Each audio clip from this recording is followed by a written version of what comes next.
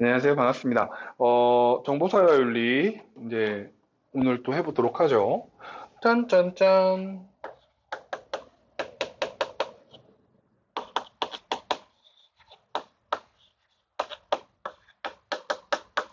하얀색이 거의 다 돼가지고, 바꿔줘야 되겠네요.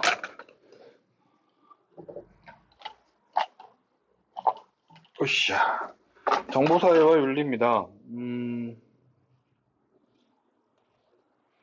자, 가보도록 하죠. 일단, 정보사회와 윤리를 이야기하려면, 일단 첫 번째로 정보가 뭐고 정보사회가 뭔지를 알아야죠. 자,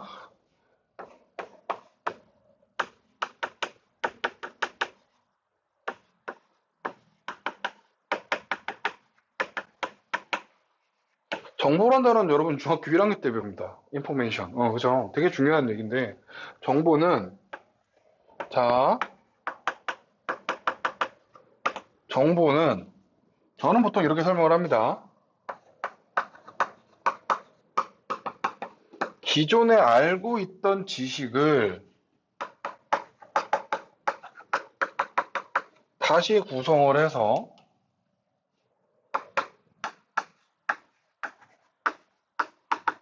새로운 지식을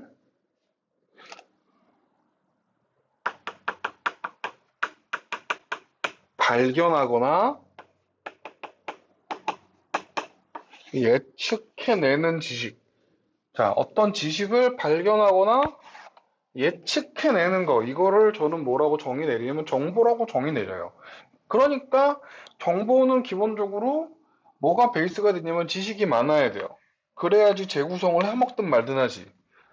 그죠? 그래서 현대사회에서는, 그러니까 이 정보사회에서는 살아남으려면 아주 깔끔해요. 뭐가 많으면 살아남는 거예요. 지식이 많으면 일단 기본빵은 해요. 기본은 해요. 그리고 아주 뛰어난 재구성 능력이 있으면 살아남죠. 그러니까 이거를 잘 찾아내는 사람이 결국에 돈도 벌고 뭐 다 하는 거예요. 자, 예를 들면, 그래서 정보사회에서는 뭐가 되게 중요하게 여겨지냐면, 기존의 지식을 갈고 닦는 거예요. 그래서, 대학이나 연구소가 되게 중시되는 거예요. 대학이나 연구소, 어떤 지식의 탑을 쌓는 거잖아요. 되게 중시되고요. 그 다음에, 재구성 잘하는 게 되게 중요하다 그랬죠. 그러니까 예를 들면, 컴퓨터 부품이 있으면 그거 어떻게 재조립하느냐에 따라서 완전 다른 세상이 만들어지는 거거든요. 그러니까, 그래서 요즘에 이 재구성을 하는 권리에 대해서 대단히 중요하게 생각하는 게 바로, 들어보셨죠? 창의성의 개념입니다. 남이 안 하는 생각을 할 줄 알아야 돼요.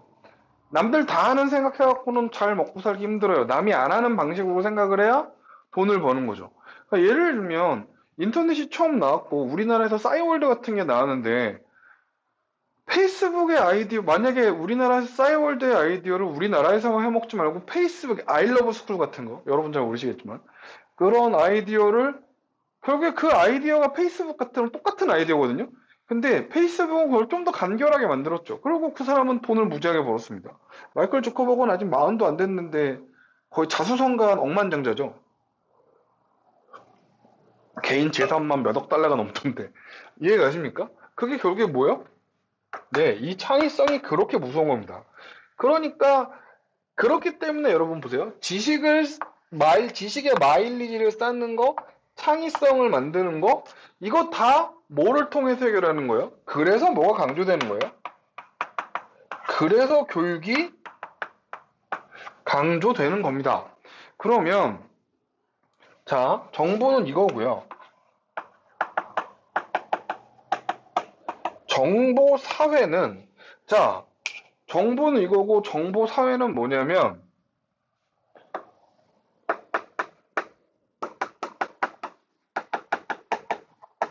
산업의 중심이 뭘로 넘어가는 거예요? 산업의 중심이 정보로 넘어가는 거죠. 그러니까 정보사회 이전의 사회를 우리가 보통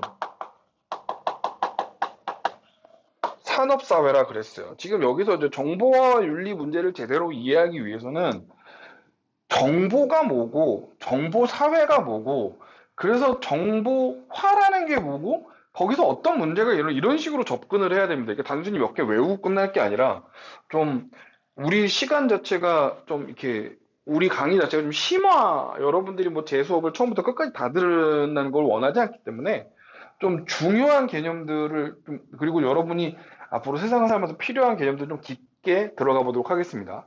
그러니까 예를 들면, 정보사회는 산업사회 다음에 나타나는 사회가 정보사회입니다. 아주 간단하게 몇 개만 정리를 해보죠. 산업사회는, 산업사회는 아주 간단하게 얘기하면 제품을 만들고, 제품을 만들고, 판매해서 돈 벌어 먹는 게 중심입니다. 물건을 만들고 파는 거. 그래서 뭐가 대단히 중요하냐면, 공장과, 그렇죠. 물건을 만드는, 그리고 문면을 판매하는 시장이 강조되는 거죠. 그러니까 산업사회는 어떤 공장에서 물건을 기계가 열심히 산업혁명을 통해서 기계가 물건을 생산하는 걸 살 수 있게 되는 걸 알게 됐고, 그래서 동력이 붙어서 기계가 물건을 만들죠. 그러니까 어마어마하게 만든 거죠. 그래서 제품이 중심이 되는 사회이기 때문에 뭐요?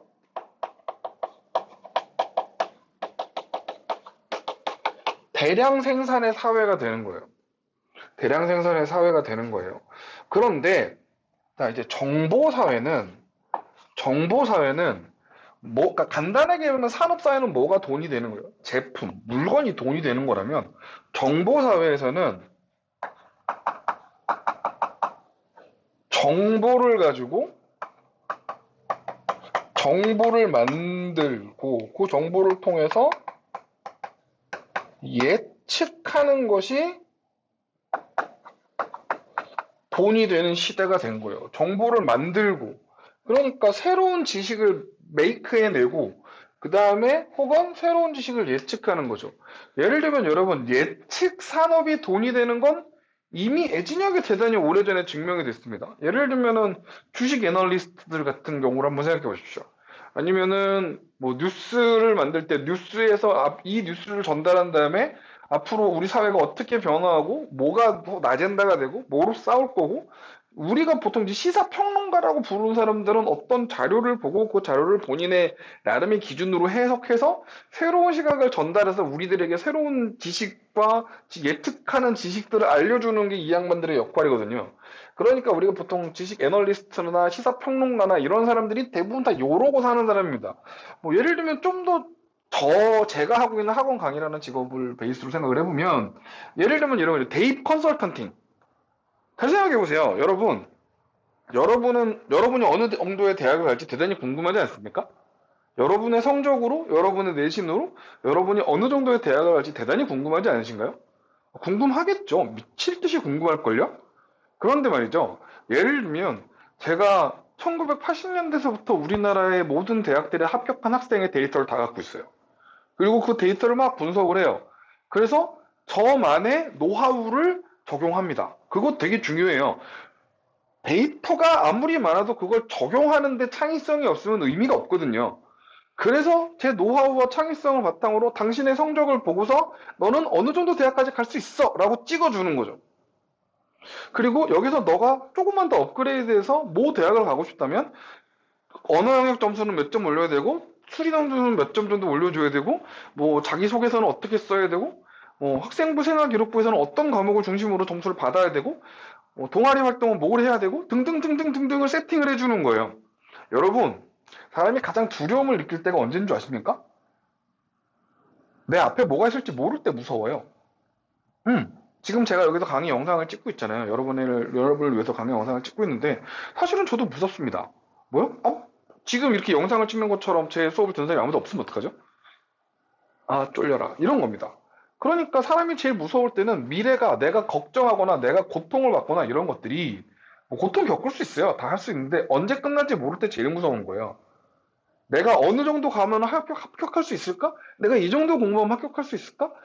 누군가가 만약에 정확한 가이드라인을 만들어줄 수 있으면 천금을 주고라도 사죠. 근데 실제로 입시 컨설팅 되게 비싸게 하시는 분들은 되게 굉장히 많은 금액을 받고 해요. 거의 변호사들, 아주 뛰어난 변호사분들 상담하는 시간 페이와 비슷한 수준으로 받으시더라고요. 그게 뭐야? 정보사회. 그런 게 돈이 되는 거라니까요. 예를 들면 여러분 어떤 되게 유명한 기업이 오너리스크가 생겨갖고 주가가 폭락할 걸 여러분이 어떻게 알았어요? 그럼 당장 그 주식 사 팔겠지. 이해가시나요? 그런 겁니다. 정보를 만들고 예측하는 게 돈이 되는 사회예요. 그러니까 공장과 시장보다는 정보를 만들고 메이드하고 예측할 수 있는 대학과, 대학과, 그죠? 그 다음에 연구소가 중요해지는 거죠. 자, 그 다음에 이 정보의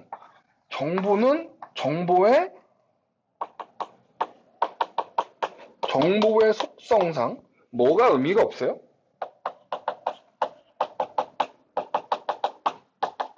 대량 생산은 의미가 없어요. 그러니까 예를 들면 아까 전에 했잖아요. 지식을 갖고 재구성해서 새로운 지식을 만들었는데 이걸 수많은 사람이 만들면 그러면 그 지식은 수많은 사람이 그 지식을 알게 되면 그 지식은 새로운 지식이 아니죠. 금전적 가치가 있는 정보가 아니라 그냥 지식이 되는 거예요. 우리가 학교에서 배우는 지식이요. 이해가십니까? 이런 것들이 정보사회의 특징이죠. 정보사회는 뭐가 중심이 된다? 정보를 팔아먹고 사는 게 중심이 되는 사회더라. 그러면 정보사회에서 이 정보는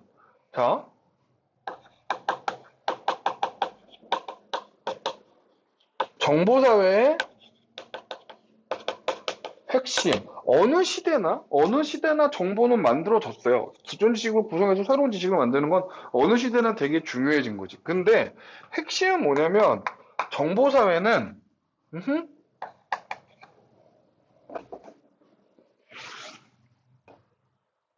그러니까 뭐라 그럴까요? 정보사회의 핵심은 뭐가 쉬워졌다? 교류가 아주 쉬워졌다는 데 있어요. 그러면 이 교류라는 건 모든 종류의 교류를 의미하는데 어떻게 하다가 교류하기가 쉬워졌냐라고 얘기할 때 언급돼야 될 게 바로 인터넷입니다.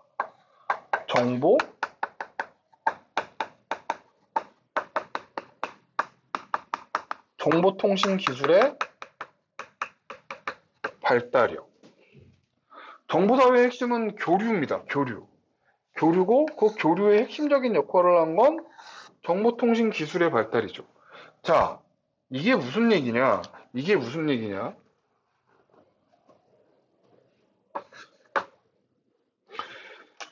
자, 과거에는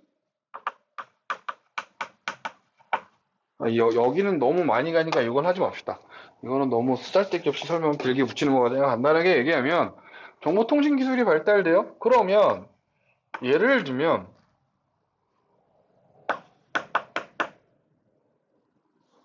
이 정보통신 기술의 발달에 따라서 몇 가지 특이점들이 발생을 하게 되는 거죠.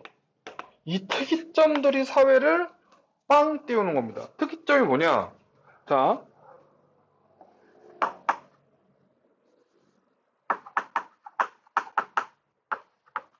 정보통신 기술의 발달에 따라서 뭐가 쉬워지자? 교류가 쉬워져요. 그죠? 교류가 쉬워집니다. 거기서 나타나는 특징들. 자, 일단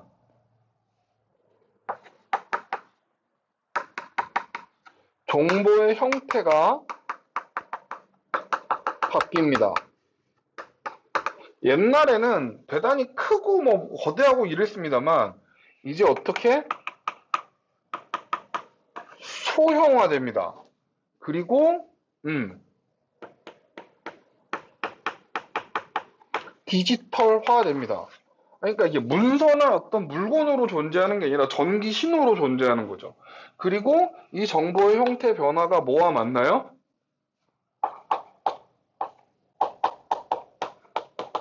네트워크를 만나는 거죠.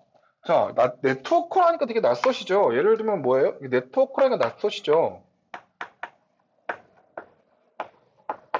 인터넷입니다. 인터넷이라는 미친 듯한 네트워크를 만나서, 그래서 여러분, 그래서 정보사회의 발달을 제3의 혁명, 혹은 제3의 물결, 더 서드 웨이브 이렇게 얘기하는 거예요.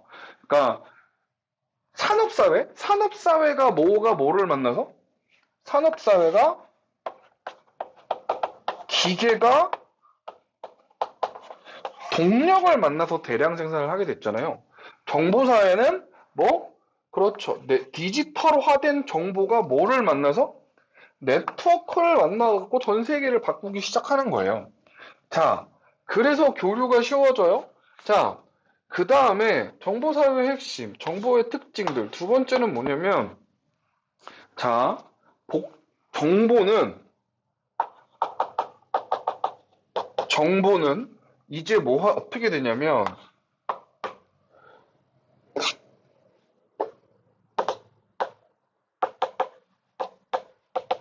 복제가 아주 쉬워져요.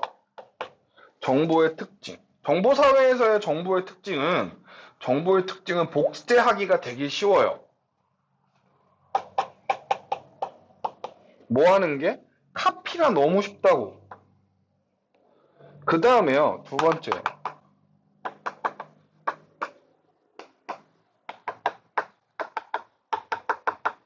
복제한 정보와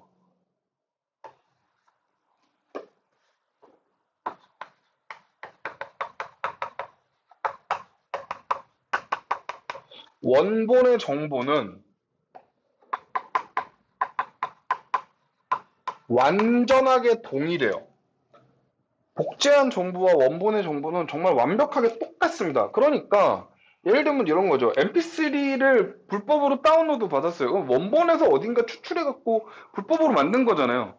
그럼 잘 생각해봐요. 불법 다운로드 받은 MP3 파일은 소리가 뭐 가수 목소리가 바뀌거나 이러거나 그러지 않죠? 똑같아요. 예를 들면은 컴퓨터 파일이 있으면 원본 파일을 보면 복사 파일도 똑같이 볼 수 있어요.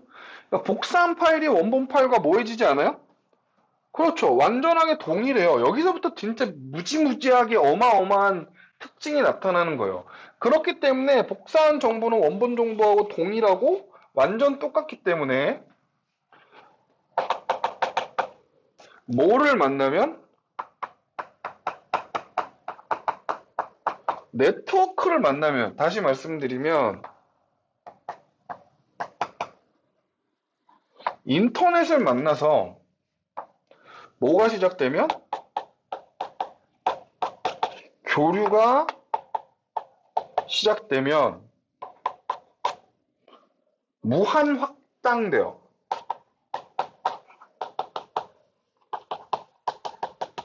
무한 확산이 되기 시작해요. 이 네트워크라는 게 인터넷을 만나서 이 복제한 정보가 인터넷의 세상으로 들어가는 순간서부터 무한히 카피가 돼서 무한히 퍼져나가기 시작해요. 다시 말씀드리지만 이 무한 확산되는 정보를 한 개인의 노력으로 막는다는 건 여러분 말도 안 됩니다. 불가능해요. 그래서 이거를 막으려고도 하고 막지 못하려고도 하고, 그렇기 때문에 다시 말씀드리지만 정보사회의 핵심은 이 네트워크입니다. 엄청나게 빨리 퍼져나가요. 자, 아시겠죠? 자, 정리를 좀 해봅시다. 정리를 해봅시다. 정보사회에서의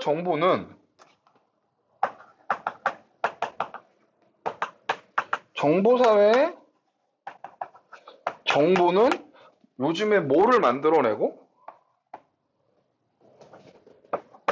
정보사회의 정보는 돈을 만들어내는 원천이 되고요. 두 번째, 정보사회에서의 정보는 교류하기가 너무 쉽고요. 그 다음에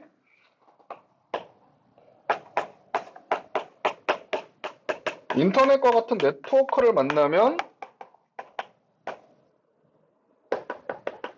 폭발력이 정말 어마어마해집니다. 전 세계로 그렇죠. 뉴스가 퍼지죠.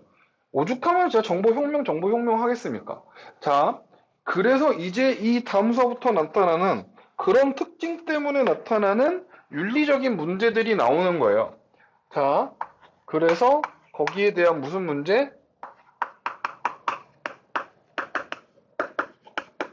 윤리적인 문제 얘기들을 들어가 보죠.